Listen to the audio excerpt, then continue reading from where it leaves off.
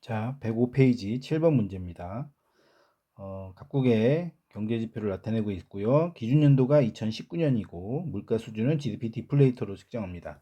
기준연도가 2019년도라는 말은 2019년도에 명목 GDP와 실질 GDP가 같다라고 하겠죠. 명목 GDP, 실질 GDP가 값이 같다고 보고 있습니다. 자, 1번 실질 GDP는 2020년이 가장 크다. 자, 여기 보면 표에 나와 있는 것은 다 증가율이죠. 증가율은 변화율이고 변화율은 의 값이 0보다 크면 값은 계속 커집니다. 따라서 실질 GDP는 3, 2, 1 계속 증가했기 때문에 2020년이 가장 작고 2022년이 가장 크다고 볼 수 있습니다. 두 번째, 2022년의 물가 상승률은 음액값이다.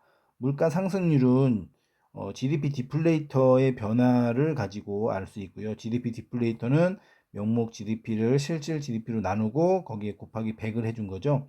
그러면 2022년을 볼게요.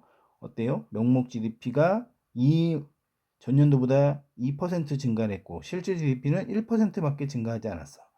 따라서 GDP 디플레이터 계산식에 넣으면 GDP 디플레이터는 값이 커질 수밖에 없고, 그렇다는 것은 물가 상승률이 플러스 음의 값이 아니라 양의 값을 갖는다 라고 할 수 있고요. 3번 물가 수준은 2020년이 2021년보다 낮다 라고 되어 있는데, 자 보세요. 2021년은 전년도에 비해서 명목 GDP도 실질 GDP도 똑같이 2%씩 증가했어요. 그것은 무슨 얘기입니까? 전년도하고 값이 같을 수밖에 없도록 되어 있는 거죠. 따라서 물가 수준은 2020년과 2021년이 같다.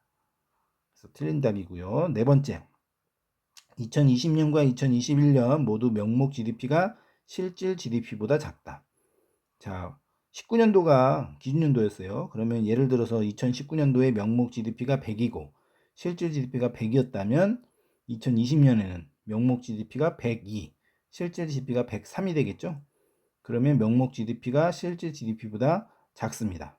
그런데 21년에는 그 20년의 명목 GDP와 실질 GDP의 값이 똑같이 2%씩 증가를 했기 때문에 결국 2021년에도 명목 GDP가 실질 GDP보다 작을 수밖에 없습니다.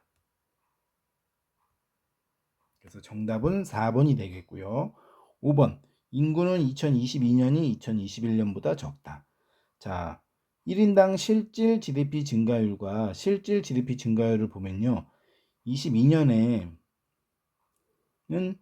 실질 GDP가 1% 증가를 했어요. 하지만 1인당 실질 GDP 증가율은 증가하지 않았죠. 전년하고 똑같아요.